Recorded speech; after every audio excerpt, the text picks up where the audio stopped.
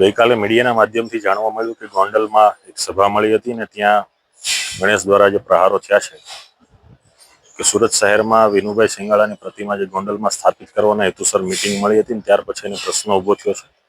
આ બાબતે અમારી પ્રતિક્રિયા એટલી છે કે 14 યુવાનો એને 10 વર્ષ પછી યાદ આવ્યા છે એટલે માત્ર સમાજને આંસુ બતાવવાનો એક એનો સ્ટન્ટ છે.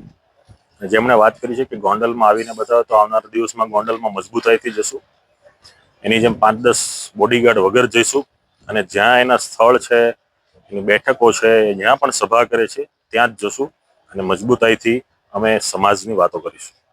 કેમ ધમકી આપી રહ્યા છો? એ તો એનો વિષય છે, કેમ ધમકી આપવી ન આપવી. કેટલું શોભનીય લાગે આ પ્રમાણે? જો એના માટે કોઈ શોભનીયની વાત હોતી જ નથી, કેમ કે એને આખા વાતાવરણ જ એમણે આખું ભયજનક કર્યું છે. એટલે એના મનમાં જે પણ સમજીને બેઠા હોય, ગોંડલ એ કોઈની જાગીર નથી, કોઈની પેઢી નથી. ગોંડલ એ ભગવતીસિંહ કુમારસિંહજી આપેલું ગોંડલ છે અને ગોંડલમાં લોકશાહીની રીતે જે કોઈ પણ અમારે કાર્ય કરવા પડશે દરેક કાર્ય કરીશું.